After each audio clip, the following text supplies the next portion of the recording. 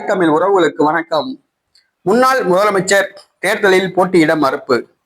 முன்னாள் முதலமைச்சர் தேர்தலில் போட்டியிட மறுப்பு, தலைமை மீது அதிருப்தி என்ற தலைப்பில் இந்த காணொளியை காண்கிறோம்.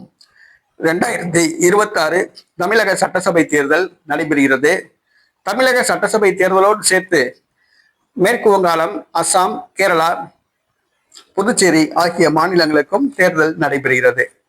புதுச்சேரியில் தேர்தல் 9ஆம் தேதி வாக்குப்பதிவு நடைபெறுகிறது. இந்த சூழ்நிலையில் புதுச்சேரி மாநில முன்னாள் முதலமைச்சர் தேர்தலில் போட்டியிட மறுத்துள்ளார்.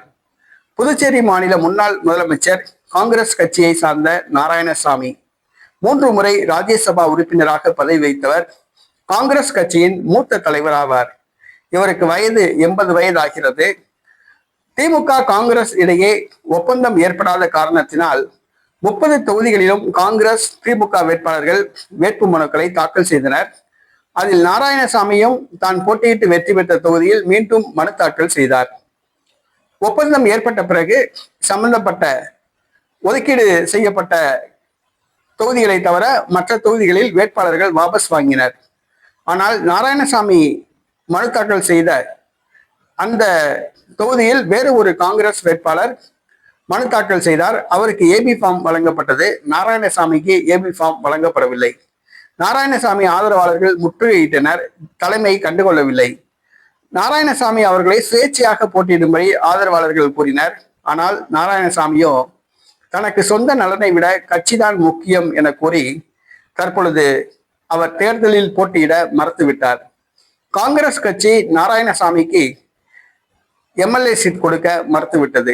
அந்த கட்சியின் மூத்த தலைவரான நாராயணசாமி புறக்கணிக்கப்பட்டுள்ளார். இது புதுச்சேரி சட்டசபை தேர்தலில் கண்டிப்பாக எதிரொலிக்கும். ஏற்கனவே கடந்த 5 ஆண்டு காலமாக எதிர்கட்சி வரிசையில் இருக்கிற இந்த காங்கிரஸ் கட்சி மீண்டும் ஆட்சியை பிடிக்க போராடுகிறது. ஆனால் காங்கிரஸ் கட்சிக்குள்ளோ கோஷ்டி பூசல் தலைவிரித்தாடுகிறது. முன்னாள் முதலமைச்சருக்கே சீட்டு இல்லை. ஆக முன்னாள் முதலமைச்சர் நாராயணசாமி நாடார் சமூகத்தை சார்ந்தவர். தற்பொழுது புதுச்சேரி முழுவதும் நாடார் சமூக மக்கள் கொந்தளித்துள்ளனர். காங்கிரஸ் கட்சியில் ஒரு நாடாருக்கு கூட எம்எல்ஏ சீட் கொடுக்கப்படவில்லை என கொந்தளித்துள்ளனர். ஆக முன்னாள் முதலமைச்சர் நாராயணசாமி தேர்தலில் போட்டியிட மறுத்திருப்பது காங்கிரஸ் கட்சிக்கு ஒரு பின்னடைவை ஏற்படுத்தும் என தெரிகிறது. அங்கு தற்பொழுது என்ஆர் காங்கிரஸ் பாஜக கூட்டணி ஆட்சியில் உள்ளது.